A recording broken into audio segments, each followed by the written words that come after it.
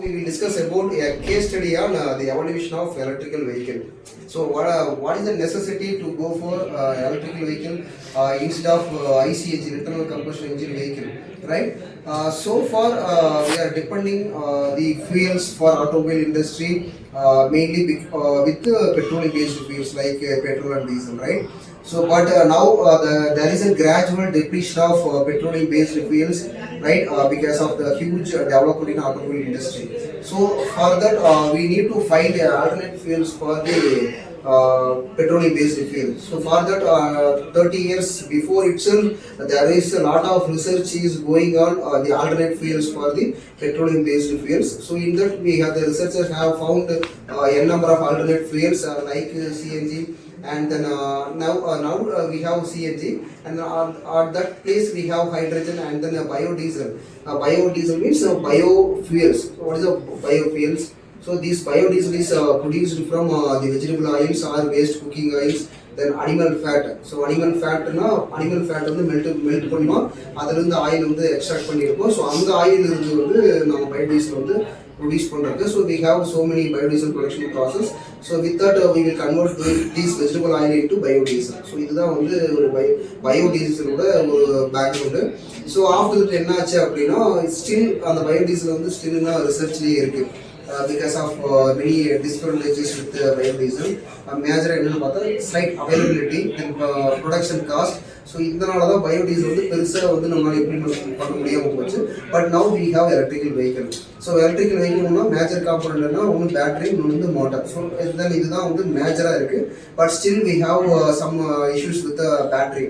So அதுக்கும் research போயிட்டு இருக்கு. எப்படி வந்து நம்ம பேட்டரியில் ஃபயர் வந்து ஃபயர் ஆகுது அவாய்ட் பண்ணுறதுக்கு, தென் அதில் எப்படி எஃபெக்டிவாக இருக்கும் அப்படின்ற ஒரு இருக்குது. தென் இவிலேயே 2 வீலர் வந்துருச்சு, தென் 4 வீலர் கார் முதற்கொண்டு எல்லாமே இவி வந்துருச்சு. தென் மோஸ்ட் ஃபாரின் கண்ட்ரீஸில் வந்து ஆல்மோஸ்ட் ரிலீஸ் ஆகுதுன்னா மோஸ்ட் எல்லாமே they depends on EV. And then based on the condition, right? இப்போ நம்ம இந்தியாவில் எப்படி கிளைமேட் இருக்கோ அது ஒரு that is one of the factor. Major ஃபேக்டர்னு சொல்ல முடியாது, one of the factor. But இந்தியாவில் வந்து இப்போ தான் வந்து இப்போ it is in initial stage, baby ஸ்டேஜ்னு சொல்லுவோம். இப்போ தான் வந்து ஒன்றுனா அது இவியில் 2 வீலர் சரி 4 வீலர் சரி இப்போ இவி மூவ் ஆகிட்டு இருக்கும். தென் இதில் என்ன இவியில் டிஸ்அட்வான்டேஜஸ் இருக்குது, அட்வான்டேஜஸ் இருக்குது அப்படின்றதான் ஒரு ரிசர்ச் வந்து இப்போ ரீசன்ட் ரிசர்ச் ஆன் அந்த பேட்டரி. அதுக்கு still we have a number of advantages இருந்தாலும் அதில் சம் நெகட்டிவ் இருக்கு தான் செய்யுது. இப்போ ஏன் வந்து இவிக்கு போயிட்டோம்? இப்போ இவியில் என்ன அட்வான்டேஜஸ், இப்போ இவியில் நம்ம எதை டிபெண்ட் பண்ணி இருக்கணும், இதுதான் வந்து நம்ம இந்த கிளாஸ் வந்து ஒரு கேஸ் ஸ்டடியாக வந்து நம்ம டிஸ்கஸ் பண்ண போகிறோம். ஸோ இப்போ பார்த்தீங்கன்னா வந்து electrical vehicle, petrol diesel vehicle, இந்த மாதிரி நமக்கு நிறைய வேரியன்ட் இருக்குது. ஸோ இப்போ பார்த்தீங்கன்னா எலக்ட்ரிக்கல் வெஹிக்கிள் வந்து மேக்ஸிமம் வந்து சிட்டி அந்த மாதிரி உள்ள இடத்துல தான் யூஸ் பண்ணுவாங்க. பட் பெட்ரோல் வெஹிக்கிள் வந்து நம்ம எங்கேயாவது ஒரு லாங் ட்ரைவ் 400-500 கிலோமீட்டர் போகிறோம் அப்படின்ற இடத்துல நம்ம வந்து பெட்ரோல் வெஹிக்கிளோ இல்லை டீசல் வெஹிக்கிளோ நம்ம வந்து யூஸ் பண்ணலாம். ஸோ அதுக்கு வந்து நீங்கள் வந்து எலக்ட்ரிக்கல் வெஹிக்கிளை வந்து யூஸ் பண்ண முடியாது. ஸோ என்னோட ஒப்பீனியன் என்ன அப்படின்னு கேட்டோம்னா, நம்ம வந்து டீசல் வெஹிக்கிள் பெட்ரோல் வெஹிக்கிள் வந்து ஒழிக்கணும் அப்படின்றது கிடையாது. நமக்கு வந்து 2 ஆப்ஷனுமே வேணும். எலக்ட்ரிக்கல் வெஹிக்கிள் வந்து அர்பன் ஏரியாஸ் அப்படி யூஸ் பண்ணுறதுக்கு வந்து எலக்ட்ரிக்கல் வெஹிக்கிள் வேணும். அதேமாரி நமக்கு லாங் போகிற மாதிரி இருந்துச்சுன்னா நம்மளுக்கு டீசல் பெட்ரோல் வெஹிக்கிள் வந்து வேணும்.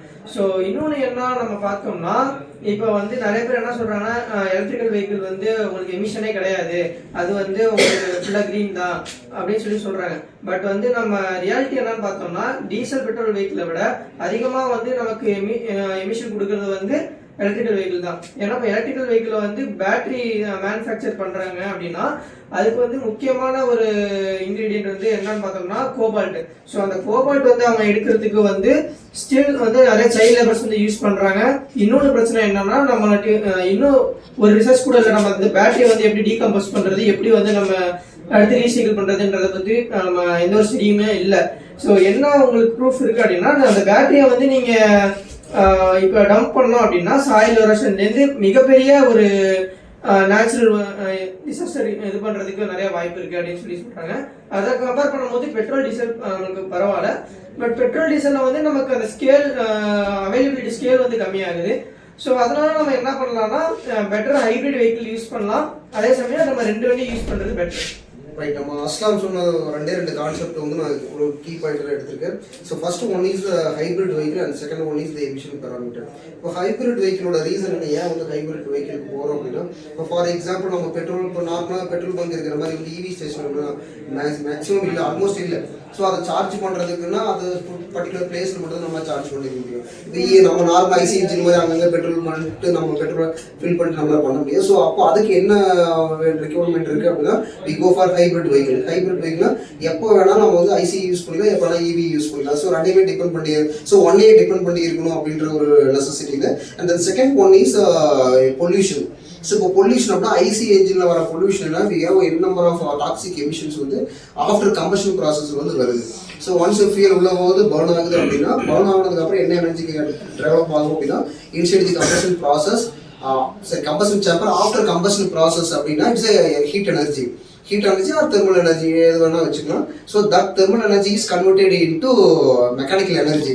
இது எதுக்குன்னா கிராங்க் ஷாஃப்ட் இருக்கும். ஸோ அதை வச்சு நம்ம என்ன பண்ணுவோம், மெக்கானிக்கல் எனர்ஜியை நம்ம கன்வெர்ட் பண்ணிக்கிறோம். ஸோ இந்த ஆஃப்டர் கம்பஷன் ப்ராசஸ்ல சோ மெனி டாக்ஸிக் எமிஷன்ஸை வந்து நம்ம வெளியே வந்து அட்மாஸ்பியரில் வந்து ரிலீஸ் பண்ணுறோம். ஸோ இப்போ இதான் கண்ட்ரோல் பண்ணும். ஸோ இப்போ நமக்கு இருக்கிற ஒரு ஹெக்டிக் டாஸ்க் என்ன அப்படின்னா, ஒன் இஸ் வந்து ஆல்டர்னேட் ஃபியூல், ஆல்டர்னேட்னா ஒரு ஹைபிரிட்டோ இல்லை ஈவிலேயே வந்து இன்னும் ஒரு பேட்டரி வந்து நம்ம எப்படி வந்து எஃபெக்டிவாக யூஸ் பண்ணலாம்.